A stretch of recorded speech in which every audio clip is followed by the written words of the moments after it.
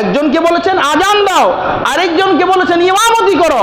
এইপরে নবীজি নিজে হাতে আগুনের মশল নিয়েছেন, আগুনের মশল নিয়ে তিনি মহল্লায় বের হয়েছেন। এরপরে তিনি এই কথা বলেছেন দীপ্ত কণ্ঠে যে আমার মনে চায় যেই সকল মানুষগুলা, যেই সকল পুরুষগুলা আকল বালেগ সুস্থ মস্তিষ্কের যে সকল মুসলমান, যে সকল মুসলমানের সন্তান আজান শোনার পরে মসজিদে এসে জামাতে নামাজ পড়ে না, আমার মনে চায় এই মশল দিয়া, এই আগুন দ্বারা তাদের ঘর বাড়িগুলা জ্বালাই আমি সারখার করে দেই। তবে শুধুমাত্র কেবলমাত্র তাদের ঘরে যদি নারী আর শিশু না থাকতো, তাদের ঘরগুলো আমি আগুন দ্বারা পোড়াইয়া জ্বালাইয়া দিতাম।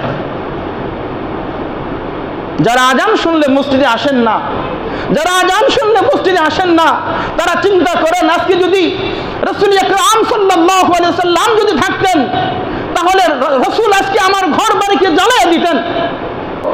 তোমরা যদি মুসলিম হিসাবে আল্লাহ তাআলার কাছে মিলিত হতে চাও, তাহলে তোমরা 5 ওয়াক্ত নামাজের ক্ষেত্রে, জামাতের ক্ষেত্রে তোমরা যত্নবান হও। সুবহানাল্লাহ।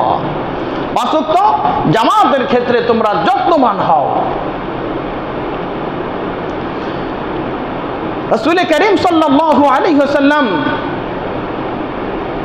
হাদিসে পাকের মধ্যে এভাবে ইরশাদ করেছেন, মান সামিআ নিদা, যেই ব্যক্তি আজান শুনলো, এরপরে সে যদি আজান শোনার পরে সে যদি কোনো উযর ব্যতীত মসজিদে এসে, কোনো উযর ছাড়া সে যদি বাসায়, বাড়িতে, ঘরে অবস্থান করে নামাজ আদায় করলো, লাম তুকবাল মিনহু সালাতুল্লাতি সাল্লা, তাহলে আল্লাহ রাসূল বলেন ওই ব্যক্তির নামাজ যেন কবুলই হইল না।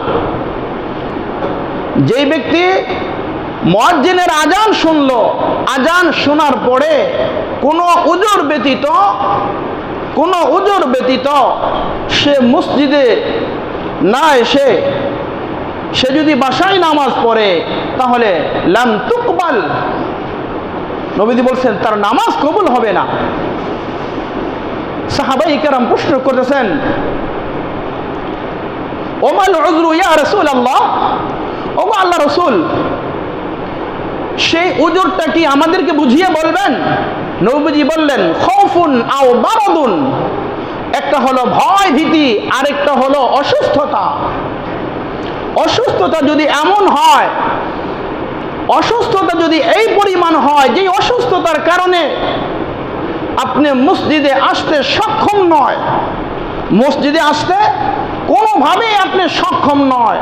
হ্যাঁ, যদি এমন হয় মসজিদে আসতে সক্ষম, তবে আসলে আপনার ভীষণ কষ্ট হয়ে যাবে, আপনার রোগ বেড়ে যাবে, আপনার মৃত্যুর আশঙ্কা হবে। বলে এই জাতীয় অসুস্থতা ছাড়া কেউ যদি ঘরে নামাজ পড়ে, তাহলে লাম তুকবাল মিনহু সালাতুল্লাতি সাল্লা, নবীজি বলছেন ওই ব্যক্তির নামাজ কবুল হবে না। দ্বিতীয় নম্বর বলছেন খাউফুন, ভয়, অর্থাৎ শত্রুর আক্রমণের ভয় যদি থাকে, হিংস্র প্রাণীর ভয় যদি থাকে, ঝড় তুফান বৃষ্টি বাদল প্রচুর পরিমাণে থাকে, ঘর থেকে বের হওয়া একেবারেই অসম্ভব। বলে এই জাতীয় অসুস্থতার ছাড়া বা এই জাতীয় কারণ ভয় ভীতি ছাড়া কেউ যদি বাসায় নামাজ পড়ে, তাহলে তার নামাজ, আল্লাহ রাসূল তার নামাজ কবুল হবে না। সাহাবায়ে কেরাম যখন জিজ্ঞাসা করছেন যে ওমাল উযরু ইয়া রাসূলুল্লাহ, আপনি উযরের কথা বলেন, এই উযরগুলো কি কি? আল্লাহ রাসূল 2টা উযরের কথা বলেছেন। বিভিন্ন হাদিসে বিভিন্ন বর্ণনা এমন পাওয়া যায়। আরেকজন সাহাবীর কথা এমন আসছে, এক অন্ধ সাহাবী আল্লাহ রাসূল সাল্লাল্লাহু আলাইহি ওয়াসাল্লাম এর কাছে বলে, ইয়া রাসূলুল্লাহ, আমি তো এক অন্ধ, আমার এমন কেউ নেই যে আমাকে মসজিদে জামাতের জন্য নিয়ে যাবে। ইয়া রাসূলুল্লাহ, এই জন্য আমার কি কোনো, এই জন্য আমার ব্যাপারে কি ফয়সালা? আমি কি বাসায় ঘরে বসে নামাজ পড়তে পারবো? নবীজি তখন তাকে বললেন, হ্যাঁ, নামাজ পড়তে পারবে। নবীজি তাকে অনুমতি দিয়েছেন। সে একে তো অন্ধ, দ্বিতীয় তার এমন কেউ নেই যে তাকে ধরে তার বাসা থেকে মসজিদ পর্যন্ত জামাতের জন্য নিয়ে আসবে। এরপরে হাদিসের শেষে নবীজি বলছেন, এই শোনো, তুমি কি মসজিদের আজান শোনো? মসজিদের আজানের ধ্বনি কি তোমার কানে আসে? বলে ইয়া রাসূলুল্লাহ, আজান আমি শুনতে পাই, আজান আমার কানে আসে। বলে হ্যাঁ, তুমি যদি আজান তোমার কানে আসে, আজানের ধ্বনি যদি শোনো, তাহলে তুমি বাসায় নামাজ পড়তে পারবে না, তোমাকেও মসজিদে এসে জামাতে নামাজ পড়তে হবে। এই হাদিস যারা মসজিদে আসে না তাদেরকে বলবেন, ভাই অন্ধ সাহাবী, নবীজি প্রথম থেকে অনুমতি দিয়েছেন, পরবর্তীতে বলছেন না তুমি আজান শুনো কিনা? বলে হ্যাঁ আমি আজান শুনি। আজান যদি তুমি শুনে থাকো, তাহলে আজান শুনলে ঘরে নামাজ পড়ার কোনো অপশন তোমার জন্য নাই, কোনো সুযোগ তোমার জন্য, তুমিও মসজিদে চলে আসবে। আগেই তো বলেছিলাম, মসজিদের জামাতের কথা যদি মানুষ জানতো, একজন প্যারালাইসিস রোগী অথবা কোনো ভিক্ষুক, সে যখন তার পা নেই, তার নিতম্বকে শেষরাইতে শেষরাইতে কিভাবে সে ভিক্ষা করে, বলে ওইভাবে ওই অঙ্গহীন ওই ভিক্ষুকের মতো বলে মানুষগুলা, অসুস্থ রোগীগুলা, তারা এরকম নিজেকে শেষরায়া শেষরায়া এসে মসজিদের প্রথম কাতারে এসে, আউয়াল কাতারে এসে তারা নামাজ আদায় করত। যাই হোক, বলতেছিলাম আল্লাহ রাসূল বলছেন যে কোনো উজুর ব্যতীত কেউ যদি ঘরে জামাত ছাড়া নামাজ আদায় করে, তার নামাজ কবুল হবে না। এই হলো এক হাদিসের বর্ণনা। অন্য হাদিসের বর্ণনা হলো, দেখেন নামাজের গুরুত্ব কত, জামাতের গুরুত্ব কত। আল্লাহ রাসূল সাল্লাল্লাহু আলাইহি ওয়াসাল্লাম বলতেছেন, সাহাবায়ে কেরামদের মধ্যে একজনকে বলতেছেন তুমি আজান দাও। দুই হাদিসের বর্ণনা দুই ভাবে। এক হাদিসের বর্ণনা হলো, আল্লাহ রাসূল বলছেন আমার মনে চায় আমি কিছু সংখ্যক যুবকদেরকে আদেশ করি, তোমরা জ্বালানি কিছু কাঠ তোমরা সংগ্রহ করো, তাদেরকে আমার মনে চায় আমি তাদেরকে নির্দেশ হুকুম করি, তোমরা কিছু জ্বালানি কাঠ সংগ্রহ করো। এরপরে এরপরে আমি ওই কওমের কাছে, ওই জাতির কাছে, ওই লোকদের কাছে আমি যাই, যে সকল লোকগুলো আজান শোনার পরে এরপরে তারা মসজিদে আসে না, জামাতে নামাজ আদায় করে না, তাদের ঘরগুলো আমি আগুন দিয়ে আমি জ্বালিয়ে দেই। অন্য হাদিসের বর্ণনার মধ্যে আসছে, আল্লাহ রাসূল বলছেন একজনকে আজান দাও, আজান দিয়েছে, আরেকজনকে বলেছেন ইমামতি করো। একজনকে বলেছেন আজান দাও, আরেকজনকে বলেছেন ইমামতি করো। এইপরে নবীজি নিজে হাতে আগুনের মশল নিয়েছেন, আগুনের মশল নিয়ে তিনি মহল্লায় বের হয়েছেন। এরপরে তিনি এই কথা বলেছেন দীপ্ত কণ্ঠে যে আমার মনে চায় যে সকল মানুষগুলা, যে সকল পুরুষগুলা আকল বালেগ সুস্থ মস্তিষ্কের যে সকল মুসলমান, যে সকল মুসলমানের সন্তান আজান শোনার পরে মসজিদে এসে জামাতে নামাজ পড়ে না, আমার মনে চায় এই মশল দিয়া, এই আগুন দ্বারা তাদের ঘর বাড়িগুলা জ্বালাই আমি সারখার করে দেই। তবে শুধুমাত্র কেবলমাত্র তাদের ঘরে যদি নারী আর শিশু না থাকতো, তাদের ঘরগুলো আমি আগুন দ্বারা পোড়াইয়া জ্বালাইয়া দিতাম। যারা আজান শুনলে মসজিদে আসেন না, যারা আজান শুনলে মসজিদে আসেন না, তারা চিন্তা করেন আজকে যদি রাসূল আকরাম সাল্লাল্লাহু আলাইহি ওয়াসাল্লাম যদি থাকতেন, তাহলে রাসূল আজকে আমার ঘর বাড়িকে জ্বালাইয়া দিতেন। অন্তরের মধ্যে ব্যথা, হৃদয়ের মধ্যে ব্যথা, আজকে মুসলমান, আজকে আমার আফসোস, আজকে আমাদের ঈমান এত দুর্বল হয়ে গেছে। আমার ঈমান আজান শোনার পরে আমাকে মসজিদে জামাতে আমাকে আনতে পারে না, আমার ঈমান আমাকে মসজিদে আনতে পারে না।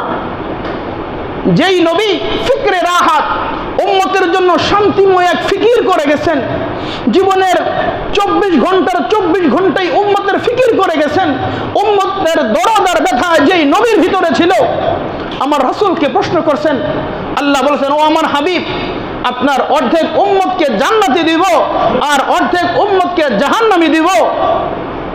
আপনি কি এটা চান? নাকি আপনি চান আপনি সুপারিশ করে করে, আপনি শাফায়াত করে করে আপনার উম্মতদেরকে আপনি জান্নাতে পৌঁছে দিবেন? সরকারে দো আলম নবী, উম্মতের কান্ডারি নবী রাসূলুল্লাহ সাল্লাল্লাহু আলাইহি সাল্লাম বলেছেন, আল্লাহ আমার অর্ধেক উম্মতকে যদি জাহান্নামে দেন আর অর্ধেক উম্মতকে যদি জান্নাতে দেন, তাহলে আমার একটা উম্মত, অর্ধেক উম্মত তো দূরের কথা, আমার একটা উম্মত জাহান্নামে যাবে, আমি মুহাম্মদ এটা কিভাবে সহ্য করব? আল্লাহ আমি এটা চাই না, আমাকে অনুমতি দেন, আমাকে অনুমতি দেন, আমি সুপারিশ করে করে আমার উম্মতদেরকে আমি জান্নাতে পৌঁছাইয়া দেব। যে নবী উম্মতের জন্য এত ফিকির, এত দরদ, এত ভালোবাসা, এত মায়া, এত মমতা ছিল, সেই নবীর মুখে কি বাক্য উচ্চারণ হয়েছে, সেই নবীর মুখে কি কথা উচ্চারিত হয়েছে, সেই নবীর মুখে উচ্চারিত হয়েছে। আমার মনে চায় যে সকল মুসলমান, যে সকল পুরুষ যারা আকেল বালেগ সুস্থ মস্তিষ্কের যারা রয়েছে, তারা আজান শোনার পরে মসজিদে না আসে, আমার মনে চায় তাদের ঘরগুলো আমি আগুন দ্বারা জ্বালাইয়া দেই। কিন্তু আমি জ্বালাই না এই কারণে যে ওই ঘরের মধ্যে নারী এবং শিশু সেখানে রয়েছে। উম্মতের এক দরদ আর এক ব্যথা নিয়া যেই নবী এত ফিকির করেছেন, উম্মতের জন্য একটা আয়াত পরে সারা রাত তিনি কাটিয়ে দিয়েছেন। ইনতু আযিবহুম ফাইন্নাহুম ইবাদুক, ইনতু আযিবহুম ফাইন্নাহুম ইবাদুক ওয়া ইন তাগফির লাহুম ফাইন্নাকা গফুরুর রহিম। ইনতু আযিবহুম, যদি তুমি তাদেরকে শাস্তি দাও, ফাইন্নাহুম ইবাদুক, তারা তো তোমারই বান্দা, তাদেরকে শাস্তি দিলে তোমার কি লাভ হবে? ওয়া ইন তাগফির লাহুম, ওয়া ইন তাগফির লাহুম ফাইন্নাকা গফুরুর রহিম, আর আপনি যদি তাদেরকে ক্ষমা করেন, আপনি বড় মেহেরবান, আপনি রহমান, আপনি রহিম, আপনি গফুর, আপনি গফফার। নবী উম্মতের জন্য একটা আয়াত পরে সারা রাত কেঁদেছেন। আর সেই নবী জামাতের কথা এত গুরুত্ব দিয়েছেন। আজকে আমরা জামাত ছেড়ে, আজকে আমরা মুসলিম, আজকে আমরা মুসলমান, নিজেদেরকে মুসলমান বলে দাবি করি, কিন্তু আমাদের মধ্যে না আছে ইসলাম, না আছে আমল, বলে আমাদের আখিরাত বরবাদ হয়ে যাচ্ছে। নবীজি তো বলছেন, মান আহাব্বা দুনিয়াহু আদররু বিআখিরাতিহি, যে ব্যক্তি তার দুনিয়াকে মোহাব্বত করলো, ভালোবাসলো, দুনিয়াকে ভিতরে ঢুকে নিল, সে তার আখিরাতকে বরবাদ করে দিল। আজকে আমার আখিরাত বরবাদ হয়ে যাচ্ছে, আজকে আমার আখিরাত শেষ হয়ে যাচ্ছে, কিন্তু আমার ভিতরে সেই চিন্তা চেতনা কোনো কিছুই আমার ভিতরে নাই। ধিক্কার জানাই আজকে ওই সকল মানুষদেরকে, মানবতার মুক্তির দূত, মানবতার মুক্তির দিশারি সৈয়দুল আম্বিয়া, সৈয়দুল শুহাদা জনাবে মুহাম্মদ রাসূলুল্লাহ সাল্লাল্লাহু আলাইহি ওয়াসাল্লাম বলে উম্মতের জন্য এত ফেদা হয়েছেন, বলে এত কুরবানি করেছেন, এত কিছু করেছেন, একটাই উম্মতকে জাহান্নামের আগুন থেকে বাঁচানোর জন্য। ভাই ও দোস্ত বুজুর্গ, এর জন্য বলতেছিলাম যে জামাতের গুরুত্ব কত। দীর্ঘ লম্বা চূড়া আলোচনা এই কথাই আমাদের বুঝে আসলো যে জামাতের অপরিসীম, জামাতের গুরুত্ব এবং ফাজাইল রয়েছে।